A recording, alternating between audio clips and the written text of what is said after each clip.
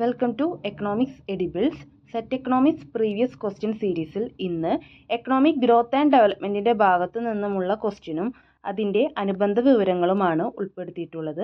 അപ്പോൾ നമുക്ക് ക്വസ്റ്റ്യൻ നോക്കാം. Shocks and stimulus are relevant for which of the following growth strategy? ഏത് growth സ്ട്രാറ്റജിയുമായിട്ടാണ് ഏത് ഷോക്സും സ്റ്റിമുലസും ബന്ധപ്പെട്ടിരിക്കുന്നത്? അപ്പോൾ ഇവിടെ ആൻസർ വരുന്നത് ഓപ്ഷൻ ബി, ക്രിട്ടിക്കൽ മിനിമം എഫേർട്ട് തിയറിയാണ്. അപ്പം നമുക്ക് എന്താണ് ക്രിട്ടിക്കൽ മിനിമം എഫേർട്ട് തിയറി എന്ന് നോക്കാം. ക്രിട്ടിക്കൽ മിനിമം എഫേർട്ട് തിയറി ഡെവലപ്പ് ചെയ്തത് ഹാർവി ലിബേൺസ്റ്റീൻ ആണ്. തിയറി പ്രകാരം അദ്ദേഹം പറയുന്നത് ഓവർ പോപ്പുലേറ്റഡ് അതുപോലെ തന്നെ under developed countries vicious circle of പോവർട്ടിയിലൂടെയാണ് കടന്നു പോകുന്നത്. അറിയാലേ, ഇപ്പോൾ കുറേ ക്ലാസ്സുകളിൽ കേട്ടിട്ടുള്ളതാണ് വിഷ്യ സർക്കിൾ ഓഫ് പോവർട്ടി. എന്തായിരിക്കും അവിടെ? Low income, low saving, low investment, അപ്പോൾ എന്താ വീണ്ടും ലോ ഇൻകം. അങ്ങനെ ഒരു സൈക്കിൾ ഇങ്ങനെ റൊട്ടേറ്റ് ചെയ്തുകൊണ്ടിരിക്കുകയാണ് എവിടെ? Under developed and over populated കൺട്രീസിൽ. അപ്പോൾ ഈ സാഹചര്യത്തിൽ അവിടെ എക്കണോമിക് ഗ്രോത്ത് നടക്കണമെങ്കിൽ, എക്കണോമിക് ഗ്രോത്ത് ആൻഡ് ഡെവലപ്മെൻറ്റ് നടക്കണമെങ്കിൽ എന്താണ്? മിനിമം ലെവൽ ഓഫ് ഇൻവെസ്റ്റ്മെൻറ്റ് അവിടെ കൂടിയേ തീരും. ആ മിനിമം ലെവൽ ഓഫ് ഇൻവെസ്റ്റ്മെൻറ്റിനെയാണ് എന്ത് ക്രിട്ടിക്കൽ മിനിമം എഫേർട്ടായിട്ട് പറയുന്നത്. അതായത് under developed and over populated നേഷൻസിൽ ഈ ക്രിട്ടിക്കൽ മിനിമം എഫേർട്ട് നടക്കണമെങ്കിൽ, സാധ്യമാകണമെങ്കിൽ, അതായത് ഈ പോവർട്ടിയിൽ നിന്നും ഈ എക്കണോമിക് ഗ്രോത്ത് ഒക്കെ ഒന്ന് മെച്ചപ്പെടുത്തണമെങ്കിൽ എന്താണ്? അവിടെ ഒരു മിനിമം ലെവൽ ഓഫ് ഇൻവെസ്റ്റ്മെൻറ്റ് വേണം. ആ മിനിമം ലെവൽ ഓഫ് ഇൻവെസ്റ്റ്മെൻ്റ് ആണ് എന്ത് ക്രിട്ടിക്കൽ മിനിമം എഫേർട്ട് എന്ന് പറയുന്നത്. ഇനി ഈ തിയറിയിലെ ഇമ്പോർട്ടൻ്റ് പോയിന്റ്സ് ആണ് നമുക്ക് ക്വസ്റ്റ്യനിൽ കണ്ടു അല്ലേ? ഷോക്ക് ആൻഡ് സ്റ്റിമുലസ് ഏത് ഗ്രോത്ത് സ്ട്രാറ്റജിയായി ബന്ധപ്പെട്ടിരിക്കണം. അപ്പോൾ ഈ ക്രിട്ടിക്കൽ മിനിമം എഫേർട്ടായി ബന്ധപ്പെട്ടിരിക്കുന്ന കുറച്ച് പോയിന്റ്സ് ആണ്, ഇമ്പോർട്ടൻ്റ് പോയിന്റ്സ് ആണ് shock, stimulus, attitude, motivation, incentives എന്നൊക്കെ പറയുന്നത്. അപ്പോൾ നമുക്ക് ഫസ്റ്റത്തെ പോയിന്റ് നോക്കാം, ഷോക്സ് ആൻഡ് സ്റ്റിമുലൻസ്. എന്താണ് ഷോക്ക്, എന്താണ് സ്റ്റിമുലൻസ് നോക്കാം. ഹാർവി ലിബേൺസ്റ്റീൻ്റെ അഭിപ്രായ പ്രകാരം ഒരു ഇക്കോണമിയിൽ രണ്ട് തരം ഫോഴ്സസ് ഉണ്ട്. ഒന്ന് ഷോക്ക്, രണ്ട് സ്റ്റിമുലൻസ്. അപ്പോൾ നമുക്ക് എന്താണ് ഷോക്ക് എന്ന് നോക്കാം. ഷോക്ക് എന്ന് പറയുന്നത് എന്താണ്?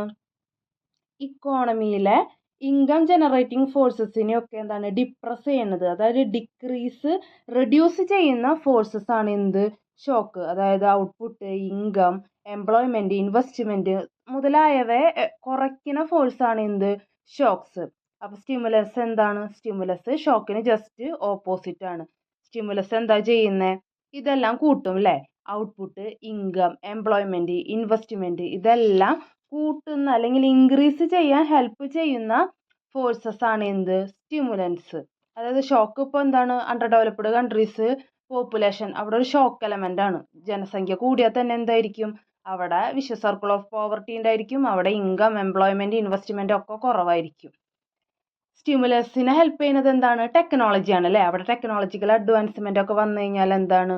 അവിടെ കൂടുതൽ ഇൻകം ജനറേറ്റ് ചെയ്യാനും ഔട്ട്പുട്ട് ക്രിയേറ്റ് ചെയ്യാനും ഒക്കെ ഉള്ള ടെക്നോളജീസും ഇതെല്ലാം എക്സ്പാൻഡ് ചെയ്യാനായിട്ട് എന്ത് സ്റ്റിമുലൻസിനെ കൊണ്ട് സഹായിക്കും. ഇനി അടുത്തതാണ് എന്ത്?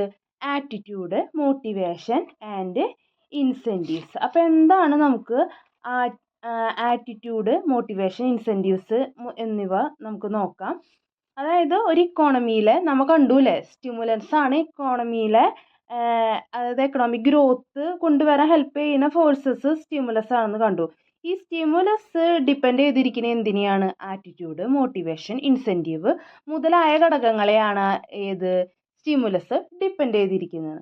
അതായത് ഒരു ഇക്കോണമിയിൽ എക്കണോമിക് ഡെവലപ്മെൻറ്റ് കൊണ്ടുവരുന്നതിൽ ഏറ്റവും അധികം പങ്കുവഹിച്ചിട്ടുള്ളത് ആരാണ്? അവിടുത്തെ എൻ്റർപ്രണേഴ്സ്, ഇൻവെൻറ്റേഴ്സ്, ഇന്നൊവേറ്റേഴ്സ് മുതലായവരാണ് എന്ത് ഒരു എക്കോണമിയിൽ ഡെവലപ്മെൻറ്റ് കൊണ്ടുവരാൻ ഏറ്റവും അധികം നിർണായകമായിട്ടുള്ള പങ്ക് വഹിച്ചിട്ടുള്ളത്. കാരണം അവരുടെ തീരുമാനങ്ങൾ, അവരുടെ വെൽത്ത് എങ്ങനെ യൂട്ടിലൈസ് ചെയ്യണം, ഏത് ടെക്നോളജി യൂസ് ചെയ്യണം, ഏത് സ്കില്ല് യൂസ് ചെയ്യണം എന്നൊക്കെ ഹെൽപ്പ് ചെയ്യുന്നത് ആരാ? അവിടുത്തെ ഇൻവെൻറ്റേഴ്സ്, ഇൻവെസ്റ്റേഴ്സ്, ഡിസ്കവേഴ്സ് മുതലായവരാണ്. അടുത്ത പോയിൻ്റാണ് എന്ത്? ഇൻസെൻറ്റീവ്സ്. ഇൻസെൻറ്റീവ്സ് എന്ന് പറഞ്ഞാൽ എന്താണ്? അതായത് ക്രിയേറ്റ് ചെയ്തിരിക്കുന്നത് സോഷ്യൽ ആൻഡ് എക്കണോമിക് എൻവയോൺമെൻ്റ് ആണ് എന്ത് ഇൻസെൻറ്റീവ്സിനെ ക്രിയേറ്റ് ചെയ്തിരിക്കുന്നത്. അത്തരത്തിൽ രണ്ട് തരം ഇൻസെൻറ്റീവ് ഉണ്ട്. എന്ത്? സീറോ സം ഇൻസെൻറ്റീവ്സും പോസിറ്റീവ് സം ഇൻസെൻറ്റീവ്സും. അപ്പോൾ ഇൻസെൻറ്റീവ്സ് 2 ടൈപ്പ് ഉണ്ട്, സീറോ സമ്മും പോസിറ്റീവ് സമ്മും.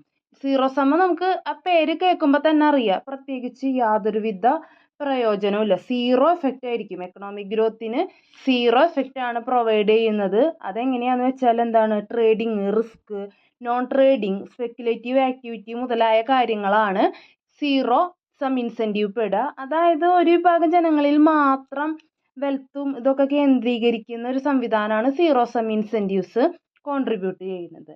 ഇനി മറിച്ച് പോസിറ്റീവ് സം ഇൻസെൻറ്റീവ്സ് എങ്ങനെയാണ്, ആ പേര് പോലെ തന്നെ നമുക്ക് ഊഹിക്കാം അല്ലേ, എന്താ പോസിറ്റീവായിട്ട്, അതായത് എക്കണോമിക് ഗ്രോത്ത് ആൻഡ് ഡെവലപ്മെൻറ്റിന് ഹെൽപ്പ് ചെയ്യുന്ന ഘടകമാണ് ഇത് പോസിറ്റീവ് സം ഇൻസെൻറ്റീവ്സ്. അതിൽ എന്താണ്, productive investment, technical know how exploration, അതേപോലെ ന്യൂ മാർക്കറ്റ് എക്സ്പ്ലോർ ചെയ്യുക, പുതിയ സയൻറ്റിഫിക് ടെക്നിക്ക് യൂസ് ചെയ്യുക ഒക്കെ പെടുന്നതാണ് എന്ത്, പോസിറ്റീവ് സം ഇൻസെൻറ്റീവ്സിൽ പെടുന്നത്. അപ്പോൾ ഈ ക്രിട്ടിക്കൽ മിനിമം എഫേർട്ട് തിയറിയിൽ മെയിനായിട്ട് ആരാണ് അത് ഡെവലപ്പ് ചെയ്തതെന്ന് ആലോചിക്കുക, ഹാർവി ലിബേൻസ്റ്റൺ.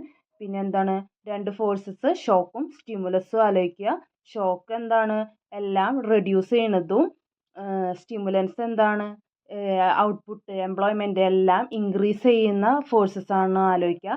സ്റ്റിമുലൻസ് ഡിപ്പെൻഡ് ചെയ്തിരിക്കുന്ന ഘടകങ്ങളാണ് എന്ത്, ആറ്റിറ്റ്യൂഡും മോട്ടിവേഷനും ഇൻസെൻറ്റീവ്സും. 2 തരം ഇൻസെൻറ്റീവ്സ് കണ്ടു, സീറോ സമ്മും പോസിറ്റീവ് സമ്മും. അപ്പോൾ ഇതൊക്കെ മെയിനായിട്ട് ഓർത്ത് വയ്ക്കുക. ഇന്നത്തെ ക്ലാസ് എല്ലാവർക്കും ഉപകാരപ്പെട്ടു എന്ന് കരുതുന്നു. അടുത്ത ക്ലാസ്സിൽ പുതിയൊരു ടോപ്പിക്കുമായി വീണ്ടും കാണാം. താങ്ക്